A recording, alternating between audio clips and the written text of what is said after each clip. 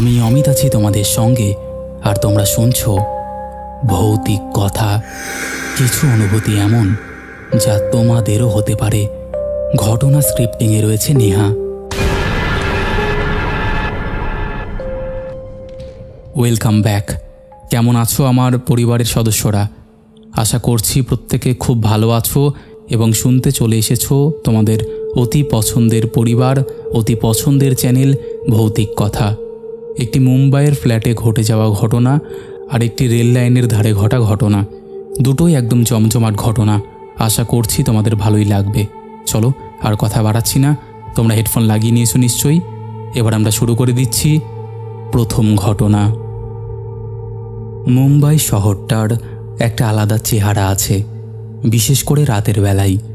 যতই ভিড়ভাট্টা হোক না কেন, একটা সময় আসে যখন বড় বড় রাস্তাগুলো নিস্তব্ধ হয়ে পড়ে।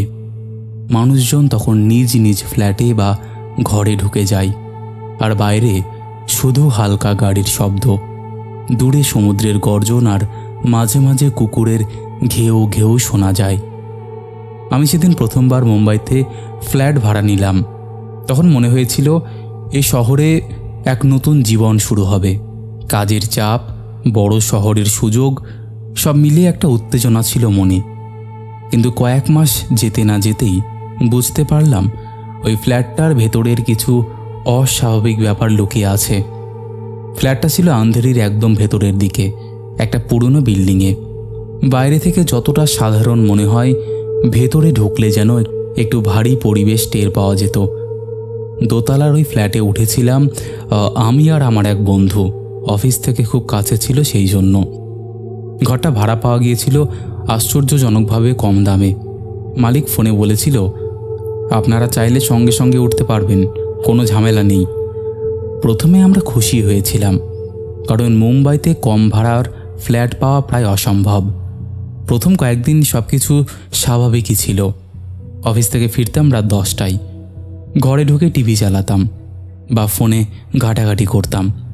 বন্ধুটাও আমার মতো ক্লান্ত হয়ে সোফায় শুয়ে পড়তো। কিন্তু একটা ব্যাপার লক্ষ্য করতাম, রাতে বারবার ঘুম ভেঙে যাচ্ছিল আমার।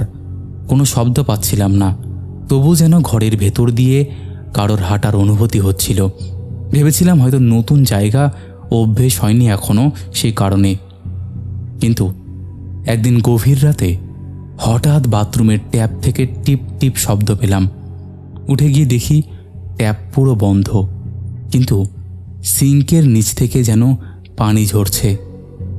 আমি টর্চ জ্বালিয়ে নিচে তাকালাম। এক ফোঁটাও পানি নেই, অর্থাৎ জল নেই। অথচ শব্দটা তখনও হচ্ছিল, যেন কারোর পায়ের ছাপের মতো ভেজা টুপটাপ। বুকের ভেতর কেমন একটা ঠান্ডা হয়ে গেল, কিন্তু নিজেকে বোঝালাম হ্যালুসিনেশন হতে পারে। দুদিন পরেই আমার বন্ধুটি হঠাৎ বলল, শোন, তুই কি রাতে হাঁটাহাঁটি করিস? আমি অবাক হয়ে বললাম, আমি তো ঘুমোই। সে তখন বলল, গতকাল রাতে দেখলাম তুই জানলার পাশে দাঁড়িয়েছিলি, পরে ডাকতে গিয়ে দেখি বিছানায় ঘুমোচ্ছিস। আমার গায়ে কাঁটা দিয়ে উঠল, কারণ আমি সত্যি জানলার কাছে যাইনি। ধীরে ধীরে ফ্ল্যাটটার ভেতরের অস্বস্তি বাড়তে লাগলো। রাতে বারবার জানলার কাছে টোকা পড়ত। প্রথমে ভেবেছিলাম বাইরে কোনো গাছের ডাল, কিন্তু সকালে দেখতাম জানলার ওপরে হালকা হাতের ছাপ।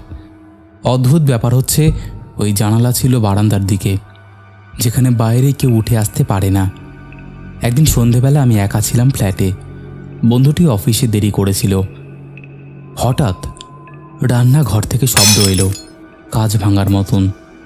আমি ছুটে গিয়ে দেখি একটা গ্লাস মেঝেতে চূর্ণ বিচূর্ণ হয়ে পড়ে আছে, অথচ ওটা আমি সেলফের ভেতরে রেখেছিলাম। আশেপাশে কোনো নড়াচড়া নেই, দরজাও ভেতর থেকে বন্ধ। তারপর বুঝলাম ব্যাপারটা কেবলই কাকতালীয় নয়। অনেক রাতে ফ্ল্যাটের ভেতরে একটা অদৃশ্য উপস্থিতি টের পেতাম। মাঝে মাঝে ছায়া দেখা যেত করিডোরে, আবার কখনো মনে হতো কেউ চুপচাপ আমার দিকে তাকিয়ে আছে। সবচেয়ে ভয়ঙ্কর ঘটনা ঘটল একদিন মাঝরাতে। আমি হঠাৎ ঘুম থেকে উঠে দেখি বিছানার পায়ের কাছে একটা কালো অবয়ব দাঁড়িয়ে আছে। মুখ দেখা যাচ্ছিল না, শুধু অন্ধকারে মিলিয়ে যাওয়া এক ছায়া। আমি চিৎকার করার চেষ্টা করলাম, কিন্তু গলা দিয়ে শব্দ বেরোলো না। কয়েক সেকেন্ড পরেই সেটা মিলিয়ে গেল। আমি ঘেমে ভিজে গেলাম পুরো শরীরে। পরদিন সকালে বন্ধুকে সব বললাম। সে প্রথমে বিশ্বাস করছিল না, কিন্তু কয়েকদিন পর সে নিজেকেও একই রকম কিছু দেখল। তখন আমরা দুজনেই ভয় পেয়ে গেলাম। মনে হচ্ছিল ওই ফ্ল্যাটে নিশ্চয়ই কোনো অদ্ভুত ইতিহাস আছে। এইভাবে ধীরে ধীরে আমাদের দিনগুলো অস্বাভাবিকতার মধ্যে কেটে যাচ্ছিল। কাজের চাপের সঙ্গে যোগ হলো ভয়ের চাপ। আমরা ঠিক করলাম ফ্ল্যাটের মালিকের সঙ্গে কথা বলবো, কিন্তু আশ্চর্যের বিষয়, মালিক প্রত্যেকটা কথারই ঘুরিয়ে ফিরিয়ে উত্তর দিচ্ছিলেন। তিনি বারবার বলছিলেন, না না, কিছু হয়নি এখানে, হয়তো আপনাদের ভুল হচ্ছে। কিন্তু ভেতরে ভেতরে আমরা দুজনেই বুঝতে পারছিলাম ব্যাপারটা এতটা সহজ নয়। ফ্ল্যাটের মালিকের কথাবার্তায় এক ধরনের অস্বাভাবিকতা, চাপা গোপনীয়তা টের পেয়েছিলাম। তিনি বারবার বলছিলেন, না না, কিছু হয়নি, কিন্তু তার গলায় একটা দ্বিধা, একটা ভয় যেন চাপা পড়েছিল। তখনই আমাদের মনে হলো এখানে কোনো অজানা ইতিহাস আছে, যা ইচ্ছে করেই আমাদের থেকে গোপন রাখা হচ্ছে। আমরা দুজনেই সিদ্ধান্ত নিলাম সরাসরি প্রতিবেশীদের সঙ্গে কথা বলা দরকার। পাশের ফ্ল্যাটের এক বৃদ্ধ দম্পতি ছিলেন। খুব বেশি কথা বলতেন না, কিন্তু আমাদের হাসি মুখে অভিবাদন জানাতেন সব সময়। একদিন বিকেলে সাহস করে আমি তাদের কাছে গিয়ে বসে পড়লাম। অনেক ঘুরিয়ে ফিরিয়ে জিজ্ঞাসা করার পর অবশেষে ভদ্রলোক মুখ খুললেন। তিনি বললেন, তোমাদের ফ্ল্যাটে এর আগে যে ভাড়া থাকতো তারা খুব তাড়াতাড়ি চলে গিয়েছিল। তারা নাকি বলতো রাতে কারোর হাঁটার শব্দ, দরজা খোলার শব্দ শোনা যেত, অথচ কাউকে দেখা যেত না। এই কথাটা শুনে আমি চমকে গেলাম। আমি যা অনুভব করছি ঠিক একই অভিজ্ঞতা তাদেরও হয়েছিল। আমি আরও জানতে চাইলে বৃদ্ধ লোকটি মাথা নেড়ে বললেন, আমরা এসব নিয়ে খুব বেশি কথা বলি না, তোমরা চাইলে একটু খোঁজ নিয়ে দেখতে পারো। সেই রাতে আবারও এক অদ্ভুত কিছু ঘটল। আমি আর আমার বন্ধু লাইট নিভিয়ে ঘুমোচ্ছিলাম। হঠাৎ মনে হলো কারোর ফিসফিসানি কানে আসছে। প্রথমে ভেবেছিলাম বাইরের রাস্তায় কারোর কথা হবে, কিন্তু শব্দটা স্পষ্ট হচ্ছিল, যেন ঘরের ভেতরেই কেউ ধীরে ধীরে কিছু বলছে। আমি কান খাড়া করে শোনার চেষ্টা করলাম। কয়েক সেকেন্ডের জন্য মনে হলো মহিলার কণ্ঠস্বর, খুব নিচু গলায় কিছু শব্দ, যা আমি বুঝতে পারছিলাম না। বুকের ভেতর তখন প্রচণ্ড ধুকপুক শুরু হয়েছে। আমি চোখ মেলে ঘরের অন্ধকারে তাকালাম, কিন্তু কিছুই নেই। পরদিন সকালে বন্ধুর সঙ্গে আলোচনা করলাম। সে অবাক হয়ে বলল, কাল রাতে তুইও শুনেছিস? আমি ভেবেছিলাম আমি একাই পাগল হয়ে যাচ্ছি। এই ঘটনার পর আমাদের ভয়ের মাত্রা আরও বেড়ে গেল। আমরা একটা পরিকল্পনা করলাম, ঘরে ক্যামেরা সেট করে রাতে কি হয় সেটা রেকর্ড করব। ছোট একটা মোবাইলের ক্যামেরা রেখে দিলাম হলরুমে। রাতে স্বাভাবিকভাবেই ঘুমোতে গেলাম। পরদিন সকালে ফুটেজটা দেখে দুজনে নির্বাক হয়ে গেলাম। ভিডিওতে দেখা গেল রাত প্রায় 2:30টার সময় হলরুমের আলো নিজে নিজে জ্বলে উঠল। কয়েক সেকেন্ডের জন্য একটা অস্পষ্ট ছায়া চলাফেরা করলো ক্যামেরার সামনে দিয়ে। আমি প্রথমে ভেবেছিলাম হয়তো কোনো টেকনিক্যাল সমস্যা, কিন্তু বন্ধু স্পষ্টই বলল, না, ওটা মানুষ দৃশ্য ছায়া ছিল। আলো জ্বালানো তো যন্ত্রের সমস্যা নয়। আমাদের মানসিক অবস্থা তখন ভেঙে পড়তে শুরু করেছে। অফিসে মন বসছে না, রাতে ঘুমোতে সাহস পাচ্ছি না। এক রাতে তো এতটাই ভয় পেয়েছিলাম যে লাইট জ্বালিয়ে ঘুমিয়েছিলাম, কিন্তু লাইট জ্বালিয়ে রেখেও হঠাৎ মাঝরাতে আলো নিজে নিজে নিভে গেল। আমি বিছানার উপর বসে আতঙ্কে স্থির হয়ে রইলাম। এরপর আমি কিছু পুরনো খবর ঘাঁটতে শুরু করলাম। ইন্টারনেটে ওই বিল্ডিং সম্পর্কিত কোনো ঘটনা আছে কিনা সেটা খুঁজছিলাম। কয়েক ঘন্টা খোঁজার পর অবশেষে একটা ছোট্ট নিউজ পেলাম। 5 বছর আগে ওই একই ফ্ল্যাটে এক মহিলার আত্মহত্যা হয়েছিল। তিনি ছিলেন একজন তরুণী, যিনি সদ্য বিয়ে করেছিলেন। স্বামী নাকি তাকে প্রায়ই নির্যাতন করত। একদিন ঝগড়ার পর তিনি ওই ফ্ল্যাটের ভেতরেই ফ্যানের সাথে ঝুলে পড়েছিলেন। খবরটা ছোট্ট কলমে ছাপা হয়েছিল, কিন্তু পুরো সত্যিটা তখন আর আলোচনায় আসেনি। এই খবরটা পড়ে আমি কেঁপে উঠলাম। বন্ধুকে জানালাম সব কিছু। আমরা দুজনেই তখন নিশ্চিত হলাম আমাদের ফ্ল্যাটে সেই মহিলার আত্মা এখনও অশান্ত হয়ে ঘুরে বেড়াচ্ছে। তারপর থেকে ভয়ের মাত্রা আরও বাড়ল। কখনো দরজা নিজে থেকে খুলে যাচ্ছে, কখনো জানলা থেকে ঝড়ের মতো ঠান্ডা হাওয়া ঢুকছে, অথচ বাইরে হাওয়া নেই। রান্নাঘরে থালা বাসন নিজেরাই ঝনঝন করে উঠছে। আমরা একরকম আতঙ্কিত জীবনে দিন কাটাতে শুরু করলাম। একদিন গভীর রাতে হঠাৎ আমার বন্ধুর চিৎকার শুনে আমি দৌড়ে গেলাম তার ঘরে।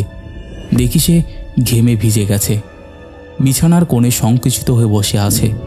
আমি জিজ্ঞাসা করলাম কি হয়েছে। সে কাপা গলায় বলল, আমি দেখেছি, ঠিক আমার সামনে একজন মহিলা দাঁড়িয়েছিল, সাদা শাড়ি পরা, গলাটা যেন বাঁকানো, আর চোখ দুটো একেবারে শূন্য। তার কথা শুনে আমার বুকের ভেতর জমে থাকা ভয়ের সব সীমা ছাড়ালো। আমি তখনও জানলার কাছে অস্পষ্ট ছায়া দেখতে পাচ্ছিলাম, কিন্তু কয়েক সেকেন্ডের মধ্যেই যেন মিলিয়ে গেল।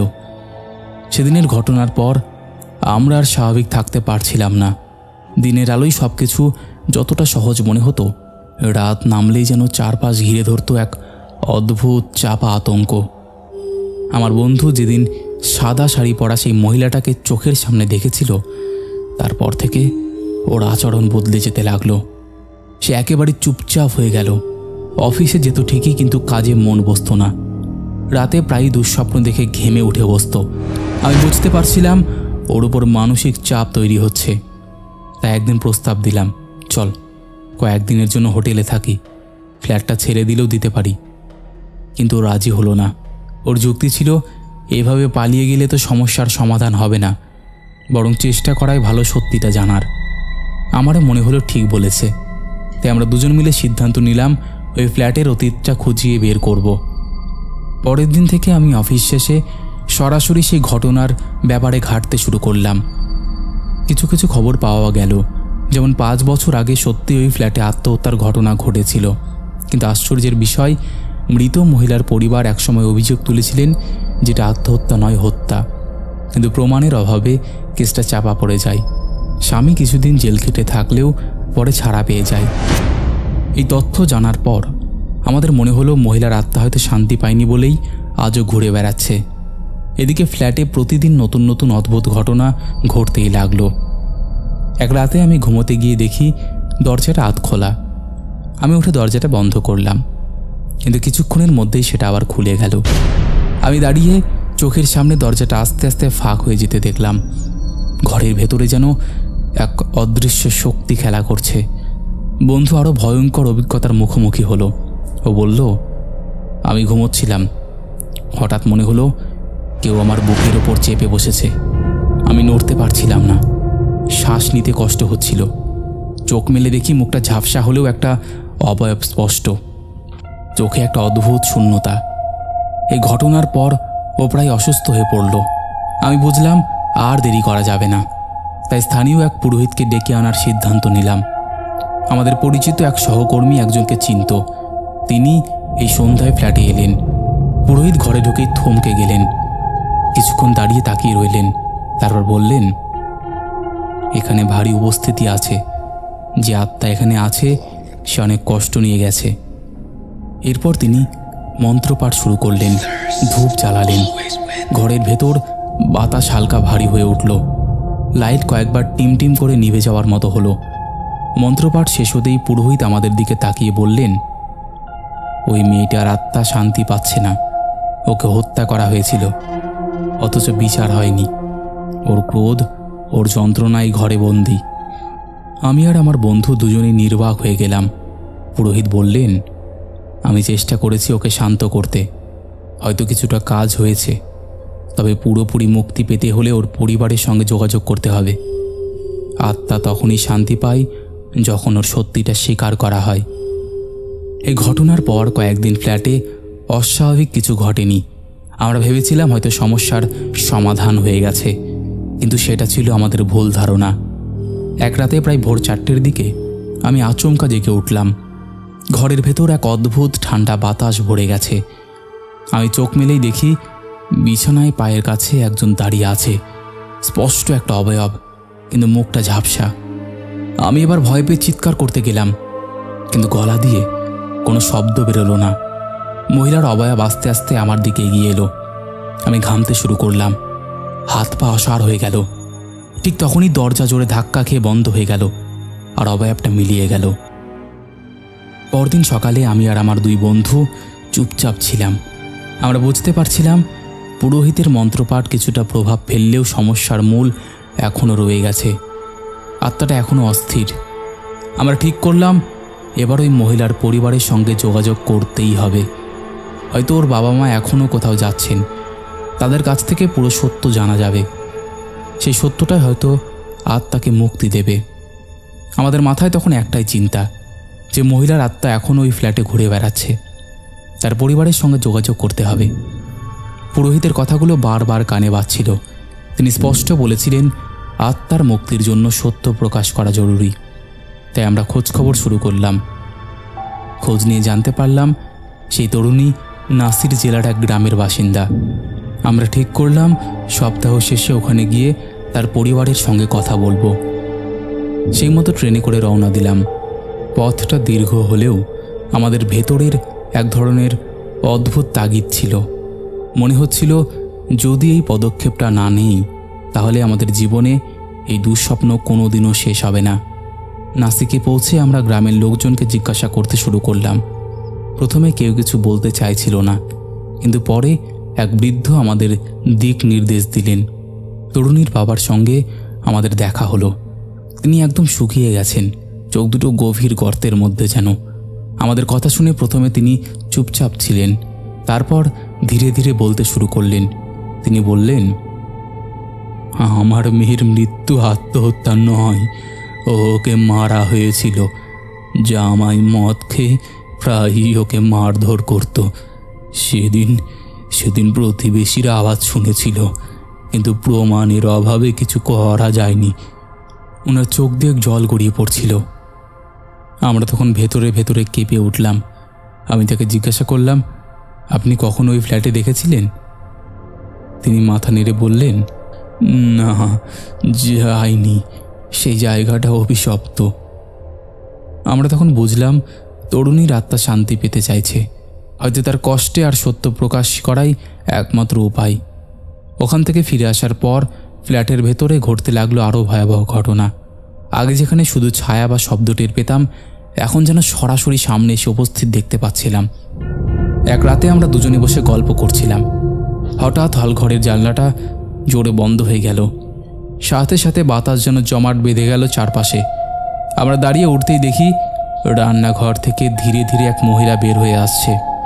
সাদা শাড়ি, এলোমেলো চুল, চোখ দুটো ফাঁকা, কিন্তু এবার তার মুখটা স্পষ্ট দেখা যাচ্ছিল। আমরা দুজনেই আতঙ্কে জমে গিয়েছিলাম। মহিলাটা আস্তে আস্তে হাত বাড়িয়ে দিলেন, ঠোঁট নাড়লেন, কিন্তু কোনো শব্দ বেরোলো না। মনে হচ্ছিল তিনি কিছু বলতে চাইছেন। ঠিক তখনই টেবিলের ওপর রাখা গ্লাসটা ভেঙে টুকরো টুকরো হয়ে গেল। আমার বন্ধুর চোখ থেকে জল গড়িয়ে পড়ছিল। সে কাঁপতে কাঁপতে বলল, ও শান্তি চাইছে, ওর কষ্ট আমাদের দেখাতে চাইছে। আমরা ভেবেছিলাম আর এক রাতও এই ফ্ল্যাটে থাকা সম্ভব না, কিন্তু আশ্চর্যের বিষয়, সকালে সব কিছু যেন স্বাভাবিক হয়ে গেল। আলো ঢুকলো জানালা দিয়ে, পাখির ডাক শোনা গেল। মনে হচ্ছিল রাতের দুঃস্বপ্নটা কেবলই ভ্রম, কিন্তু আমরা জানতাম সেটা ভ্রম নয়। আমরা ঠিক করলাম তবু আমরা ফ্ল্যাটটা ছেড়ে দেব, কিন্তু অনেক খুঁজেও সেদিন আর ফ্ল্যাট পেলাম না। তাই আমরা রিটার্ন ব্যাক করে আবার সেই ফ্ল্যাটেই এলাম। ফ্ল্যাটে ফিরে এসে আমরা অনুভব করলাম পরিবেশটা আরও অস্থির, যেন সে আত্মা বুঝতে পেরেছে সত্যিটা ধীরে ধীরে প্রকাশ পাচ্ছে। সেদিন রাতেই ঘটল আবার এক ঘটনা। প্রায় 2:30টার সময় আমি হঠাৎ শব্দ পেয়ে জেগে উঠলাম। দেখি আমার বন্ধু বিছানায় নেই। আমি উঠে খুঁজতে খুঁজতে রান্নাঘরে যেতেই দেখিও দাঁড়িয়ে আছে, কিন্তু চোখ বন্ধ, যেন ট্রান্সে চলে গেছে। আমি চিৎকার করে নাম ধরে ডাকলাম। বন্ধুটা হঠাৎ ধপ করে মেঝেতে পড়ে গেল। আমি তাকে টেনে বিছানায় নিয়ে এলাম। ও তখন ঘেমে ভিজে গেছে, মুখ সাদা হয়ে গেছে। জ্ঞান ফেরার পর শুধু বলল, ভাই, আর এখানে থাকা যাবে না। আমরা সেই রাতটা কোনো রকমে সেখানে প্রচণ্ড ভয়ে ভয়ে কাটালাম। সত্যি কথা বলতে এরপর আর আমরা একদম দেরি করিনি। পরের দিন সকালে উঠেই আমরা নতুন ফ্ল্যাট খুঁজতে শুরু করি, কিন্তু পাই না। তবুও আমরা সেখানে আর থাকিনি। একটা হোটেলে বেশি টাকা ভাড়া দিয়ে হলেও আমরা সেই হোটেলে গিয়ে উঠেছিলাম। তার কিছুদিনের মধ্যে আমরা ফ্ল্যাটও পেয়ে যাই। আমি এখনও জানি না আদতে সেই আত্মা শান্তি পেয়েছে কিনা, আর সেই ফ্ল্যাটের কি খবর। আশা করছি তোমাদের এই ঘটনাটা ভালোই লাগবে। তো দাদা, এই ছিল আমার ঘটনা। যদি ভালো লাগে অবশ্যই তুমি ভৌতিক কথা পরিবারে পড়ে শুনিও। কেমন লেগেছে অবশ্যই জানিও, আর অবশ্যই আমাকে মেসেজ করে জানিও যে ঘটনাটা তুমি কবে আপলোড করছো। ওকে, তো বন্ধুরা, এই ছিল আমাদের প্রথম ঘটনা। আশা করছি এই ঘটনাটিও তোমাদের ভালো লেগেছে। কেমন লেগেছে তোমরা অবশ্যই সেটা কমেন্ট করে জানিয়ে দাও। তোমাদের মধ্যে এখনও যারা এই পরিবারে যুক্ত হওনি তারা যুক্ত হয়ে যাও। যারা ভাবছো ঘটনা শেয়ার করব কিনা, তারা আর একদম দেরি না করে ঘটনা শেয়ার করে দাও। আমাদের এখানে সবার ঘটনাই শোনানো হয়। আর একটা কথা, ভৌতিক কথা কোনো রকম অন্ধবিশ্বাস, কোনো রকম কুসংস্কার বা কোনো রকম নেগেটিভিটিকে প্রচার করে না। ভৌতিক কথার কাজ শুধুমাত্র মানুষের জীবনে ঘটে যাওয়া ঘটনা সবার সামনে তুলে ধরা, নচেত আর কোনো উদ্দেশ্য নেই। তাই যারা বিশ্বাস করছো না তারা এগুলোকে এন্টারটেইনমেন্ট হিসেবেই নিয়ে নাও। চলো এবার আমরা শুরু করে দিই পরের ঘটনা। হ্যালো অমিতদা, আমি শুভঙ্কর। আমি উত্তর দিনাজপুর জেলার রায়গঞ্জ শহর থেকে বলছি। আমি তোমার অনেক পুরনো শ্রোতা। তোমার বলা এমন কোনো এপিসোড নেই আমি এখনও মিস করেছি। আজ আমি আমার সাথে ঘটে যাওয়া একটা অস্বাভাবিক ঘটনা তোমাকে বলতে চাই। আমার বাড়ি হলো শহর লাগো একটা গ্রাম। এটাকে গ্রাম বলা চলে না, এক কথায় বললে রায়গঞ্জ শহরের শেষ প্রান্তে আমার বাড়ি। আর বাড়ি থেকে ঢেলছোড়া দূরত্বে রয়েছে রেল লাইন। আর এই রেল লাইনে ঘটে যাওয়া একটা সত্য কাহিনী আমি তোমাকে বলতে চাই। আমার বাড়ি থেকে 200 থেকে 300 মিটার দূরত্বে রয়েছে রেল ব্রিজ। সেই রেল ব্রিজ লাগোয়া রয়েছে একটি অতি পুরনো শ্মশান বা কালের নিয়মে ধ্বংসস্তূপে পরিণত হচ্ছে সেরকম একটা শ্মশান।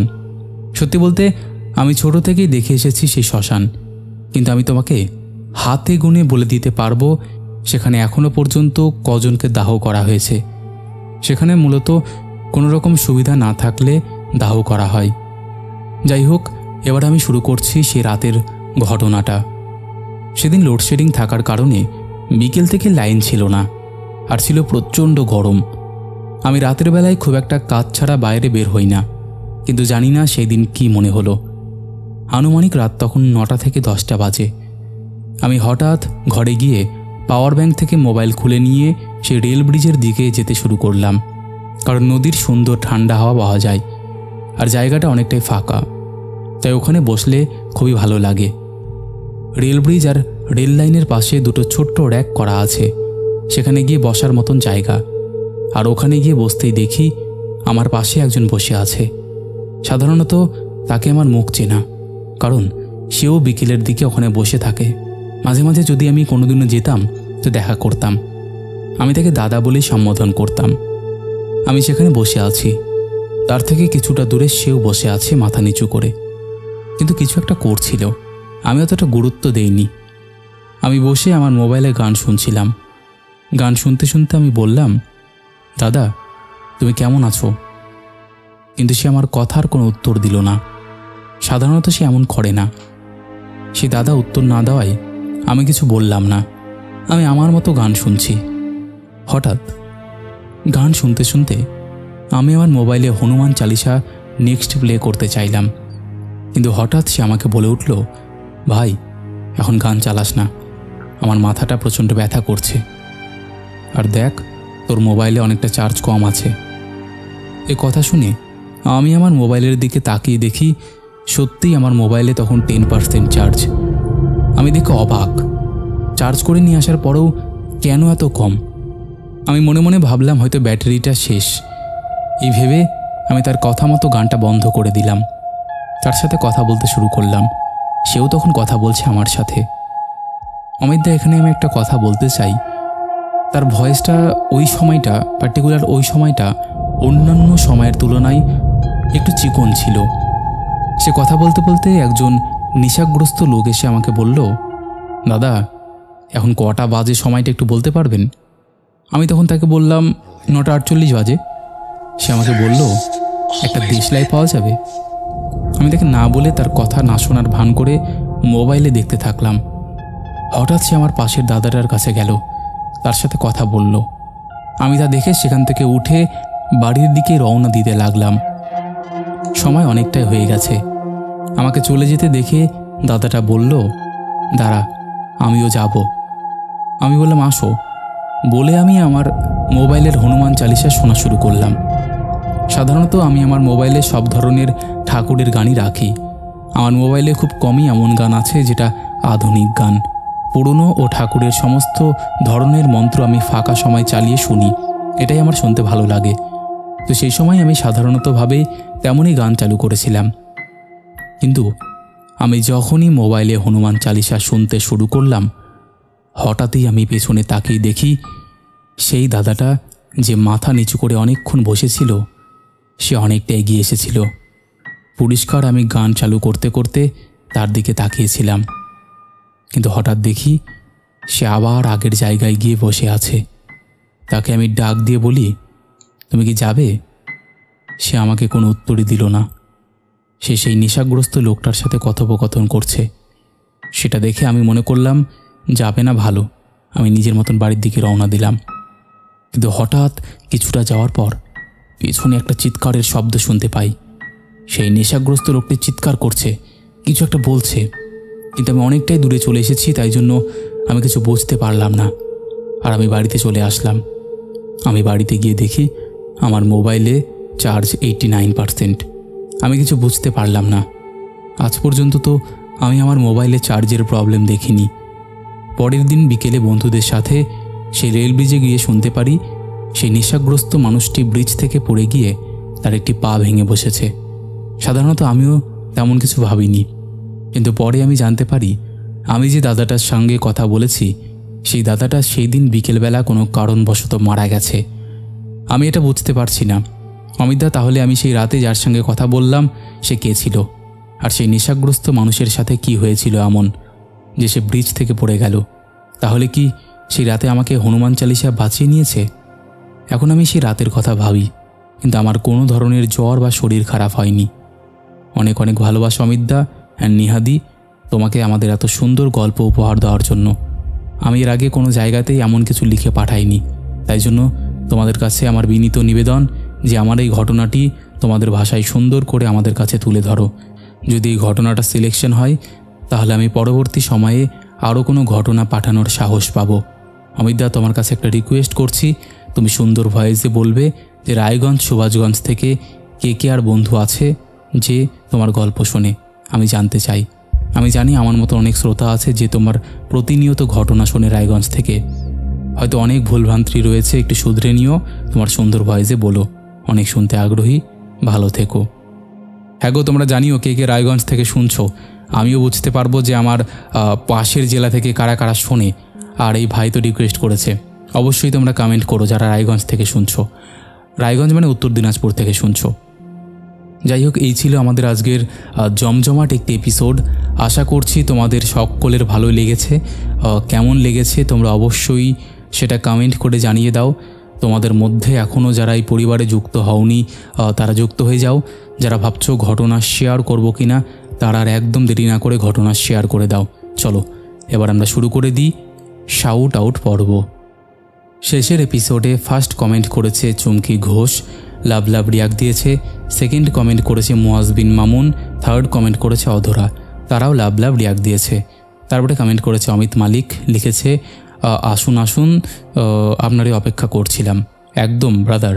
তারপরে কমেন্ট করেছে ফ্রেমিং ওরা, Akash, Sumanta Das, Tanmoy, BTS girl, SK Araful Hossain, Sanjeev Ghosh, Adhara, KS পাল, শ্রীমান দে, পিয়ালি, সুদীপ্ত ঘোষ, বিশ্বজিৎ বিশ্বাস, ডলি ভট্টাচার্য, সঙ্গীতা মজুমদার, অনন্যা ভৌমিক, জোনাকি মল্লিক, অনিমেষ দাস, বিশাল ঘোষ, বিশ্বজিৎ সর্দার, সুমিত ঘোষ, সৌভিক সাহা, ডিজে ভ্লগার অনিশ লিখেছে তিনটে ঘটনাই অসাধারণ লাগলো, বেশি কিছু বলবো না, জাস্ট ওয়াও, থ্যাংক ইউ।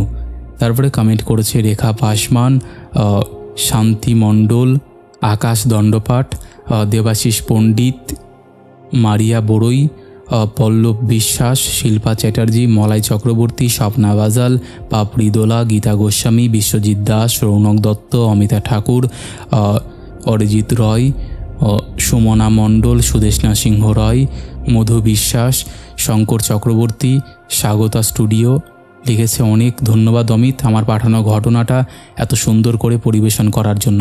সময় পেলে আবারও ঘটনা পাঠাবো। একদম দিদি। তারপরে কমেন্ট করেছে অন্তর্মণ্ডল, আদিবা মিম, মনিকা ত্রিপুরা, ইউদাস রয়, সন্দীপ হোর, গীতা গোস্বামী, কার্তিক সাহা, দেবাশিস গাঙ্গুলি, মৌসুমী দাস। এরকম অসংখ্য প্রিয় মানুষেরা আমাদের শেষের এপিসোডে কমেন্ট করেছে, যাদের কমেন্ট আমি আর চাইলেও পড়তে পারছি না। তো আজকের মতন এখানেই শেষ করছি। আবার দেখা হবে নতুন কোনো ঘটনা নিয়ে।